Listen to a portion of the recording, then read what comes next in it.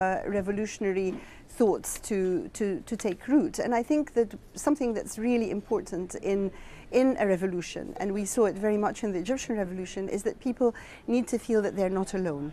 And I think that it was that impetus when people came out on the streets and sort of recognized each other and recognized that other people were coming out, and so on, that it all grew. And I think that art and fiction specifically do that. You read a passage and you recognize yourself in it, and you know that you're not alone, and you know that lots of other people are seeing and feeling the same thing. And it is, I think, in that sense that that it helps big social movements along. Hisham Matar, I want to get to you an email question, if I may, that came in from Uganda, from Kampala. Moses Smith wrote in saying, communication is only possible with an unifying language. The revolutions of North Africa were achieved through these people's cultural common denominator, Arabic. Do you believe that's the case, that having a common language across all these countries has helped the so-called domino effect that's taken place across the Arab world? Well, perhaps. I mean, I think also culturally, maybe that's definitely a big part of it, is the language, but also more significantly, I think the culture and the experience of the political experience in the Middle East shares a lot of things in common. I am, though, slightly wary of the view that somehow writers are, fundamentally useful to a revolution. I think we serve a function just like a baker serves a function in a revolution. I don't think we're more important than that. Maybe even we're less important, far less important than a baker. And I see now in the Libyan revolution, it's a revolution that doesn't necessarily need writers. I feel, as a writer, I feel particularly useless during the revolution.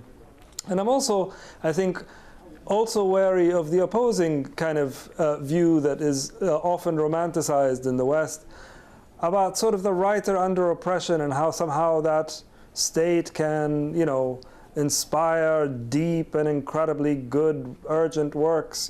I think, I don't see any evidence for that. I see evidence that oppression stifles literature, it stifles thought, it stifles education and intellectual discourse. And I think also it does it for the same reason that Ariel Dorfman said earlier on, that writers do in some way exist against oppression, that literature by its nature is rebellious, and it is interested in the multiplicity of life and in trying to understand and know the other, and it is filled with opposing currents of empathy, and so that doesn't flourish under an oppressive regime. Let's get Ariel Dorfman's impression on this, and also I can put it in terms of a.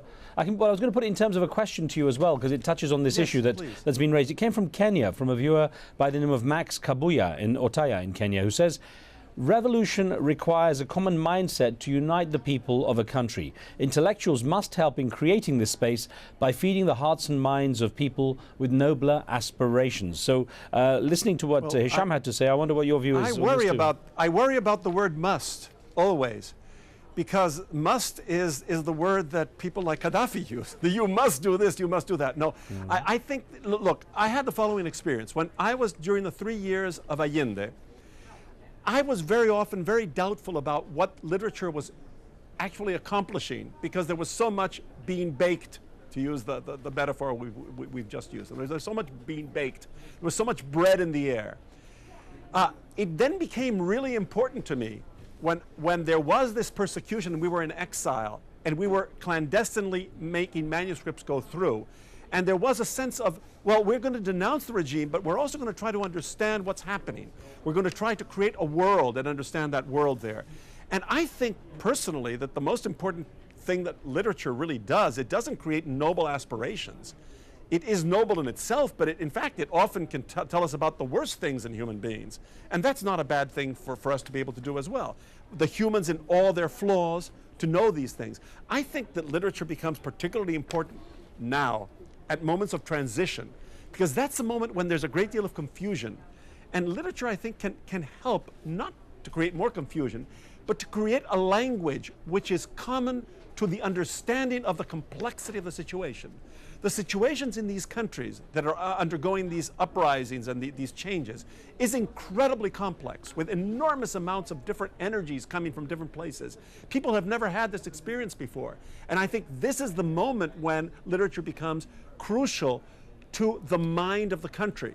But that mind is not one mind. Okay. It is in fact made out of many different currents and energies. And I think that's where it really comes from. Well, let's get Jack in on the line from Rome. Jack, thanks for your patience. What would you like to ask? Okay, first of all, I want to congratulate you and AlJazeera because your coverage of the complete Middle East and North Africa made everything possible. Like, you changed history, your channel. Thank you. You yourself have picked wonderful topics. These three beautiful people that you are interviewing, literature is right, but with their knowledge and their ability, they should be writing like editorials to newspapers, because everything is happening so fast that if they start and other writers start flooding the discussions, the letters to the editors, the articles to the newspapers on their thoughts of freedom, shortly and concise, published tomorrow, they're going to make a wonderful difference in the outcome of this event. Well, Jack, you raise an interesting point, which I want to actually put to Hadaf Soef, which comes actually in the form of an email too from Canada, from Sumaya Verji, who wrote in saying, "Who are the Mills, Locks and Marxes of today? Do modern intellectuals really mean anything to us anymore? Facebook pictures and Twitter lines are far better ways of informing informing ourselves about our governments than cracking open a book." So I wondered to what degree you feel that the new media has replaced the traditional way of communicating ideology. Well, I think everything has its place. I mean, obviously the new media is tremendously important, is crucial, is critical, and is playing an immediate role in everything that is happening. I think people who work in the old media and who write novels or long books, there's a challenge, and if they have something to say, then they sit there and they try and craft it, and then it's up to the readers to decide whether they've got something to say that's new. But what I do know, and what I have seen over the last 3 weeks in Egypt, in Tahrir Square and elsewhere, is that there is a tremendous will to contribute, and a tremendous will to be the best one can and to do the best one can. And it's as if everybody is reaching out for whatever good thing they have and throwing it into the situation as though to tip the scales towards good. And that's what we all feel now, and each one will do what they can, with whatever media, whatever tool that they have. Right. Hisham, just 20 seconds to go. A quick thought on the way new media has been so significant in this, in the whole system. Sorry, can you repeat the question? Yeah, I just got 20 seconds to get your perspective on how the new media has really changed the views on the way communication works. Just a quick thought. Oh, it's very significant. People think that this is the first time that Gaddafi bombed and shot his people indiscriminately. He did something very similar in the early 90s in Derna, but there were no mobile phones.